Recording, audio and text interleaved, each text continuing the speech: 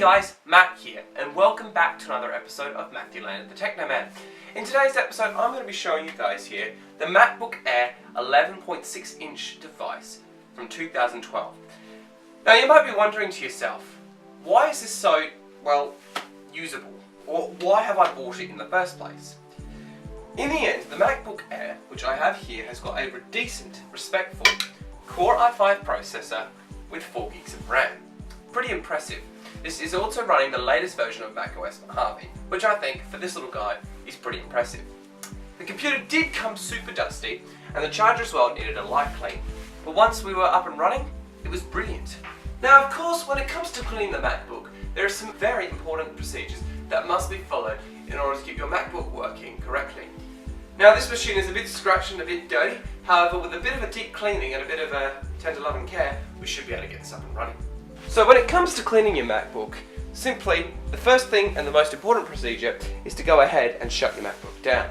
Okay, we'll know when it's shut down once the lights are turned off, the Apple logo's off, and as well as that the screen is completely turned off. So now that we know that the keyboard, the monitor, and the actual Apple logo has stopped, we can now go ahead and we can clean this. So the first thing I like to do is go ahead and clean the exterior first. Now the most common products I like to use is occasionally eucalyptus oil. I also like to use Windex, and I also like to use some antibacterial wipes. These things are a lifesaver. So when it comes to cleaning the Mac, what I do is I always grab a disinfectant wipe, and I go ahead and grab one out. And I don't ever use the eucalyptus oil unless of course it's very much necessary, if it's for a very, very deep cleansing. As this is pretty good and clean, spoiler alert, I did clean this earlier, I'm just going to go over it and give it a quick wipe with the antibacterial wipe like so, and then again I'm just going to go over it like this.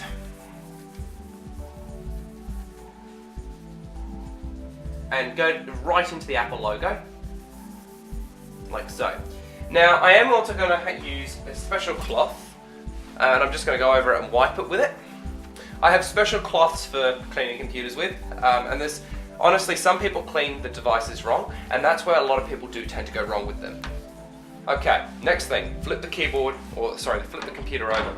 Now for these pads here, I do tend to use the eucalyptus oil, and that's a critical part. So what I will go ahead and do though is I will go ahead and wipe this again with the antibacterial wipe. I will try and get as much gunk as I possibly can off these feet, and then I will go over the rest of the machine.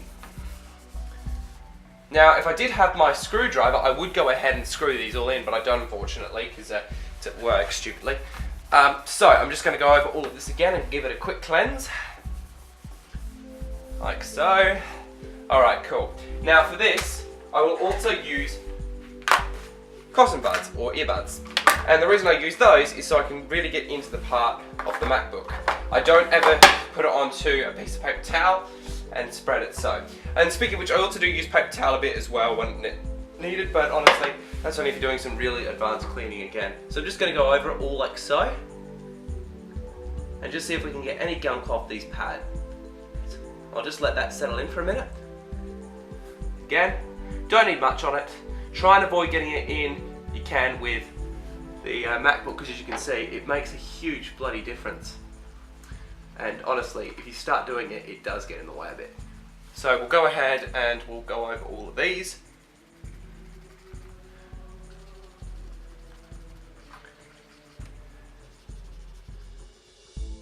Okay, I've gone over that, and I am going to dispose of this and put it in the antibacterial wipe. I'm going to get another one out now and wipe it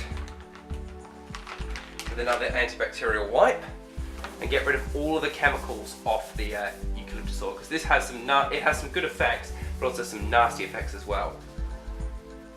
So, go over all of these, like so. Alright, that's the bottom done. I will just, again, wipe it down and try and get it clean as possible and as dry as possible.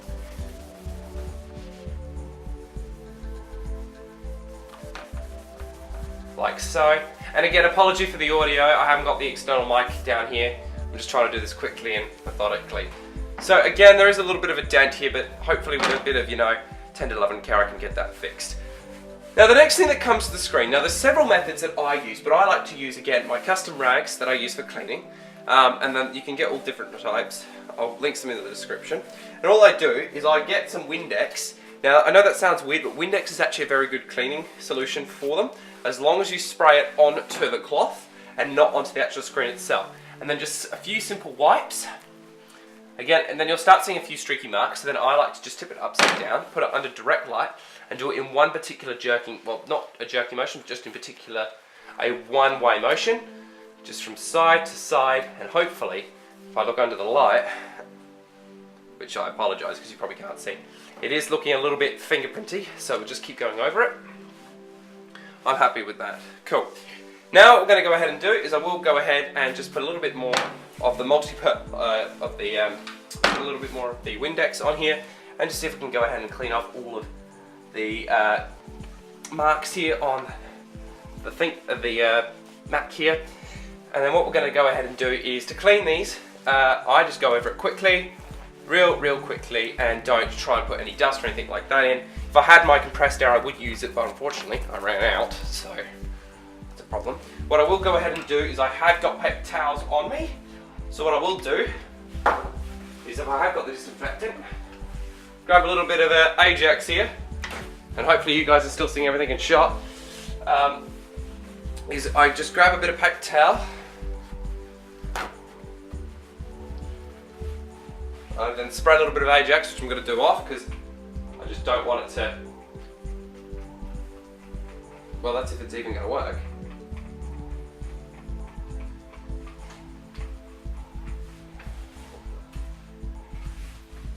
Oh, there we go.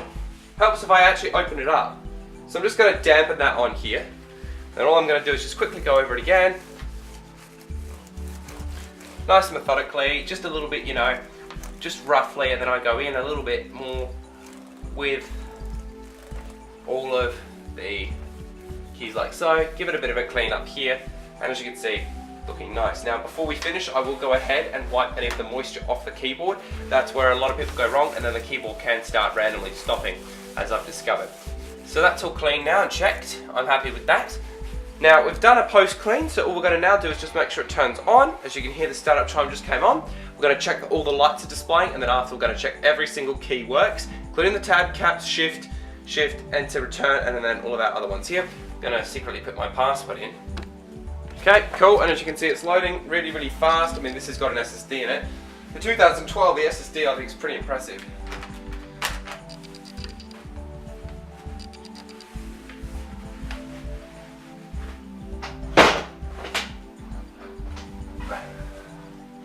As you can see now, it's all booting up, which is absolutely brilliant. The lights have come on, so we know for a fact that those are all working. The keyboard feels nice and clean. Now I'm going to open up a program like Text to Edit and just start typing into it. Clearly we know that the spacebar and the command are working. I'm just going to create a new document here. And now what I'm going to go ahead and do, just zoom in on that a bit. Cool. Is I'm just going to type and go over every single character.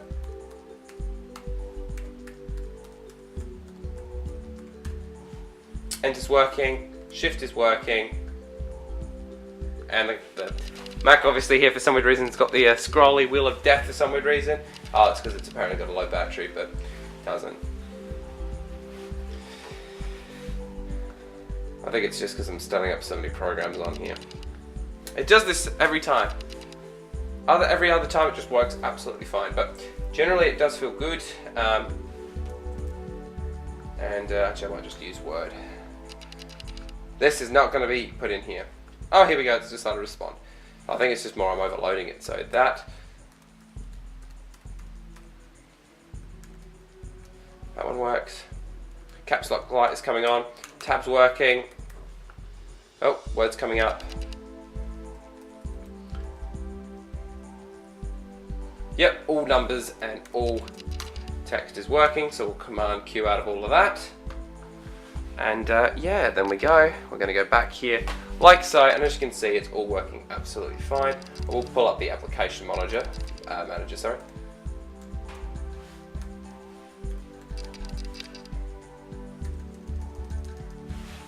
Okay, so I have the activity monitor firing up, And as you can see here, the CPU and the times and things like that are looking really, really good. I'm happy with it, personally myself. If we look here, a general process at everything that's being used, if you look down here, or around this area here, you'll see that the Mac is barely even being used. This computer feels and acts like a normal desktop computer as today's standards. Pretty impressive stuff. Overall, my experience with this device has been absolutely amazing, and I couldn't be more than happier with it. I can run all my programs, I can even do light 720p video editing on it. I'm for real. That's how serious this has. Talking at this MacBook, the display is a 1366 by 768 device and display, which I think as well is pretty good for its time. If you are going to have a MacBook, make sure that you have an appropriate MacBook and a MacBook charger.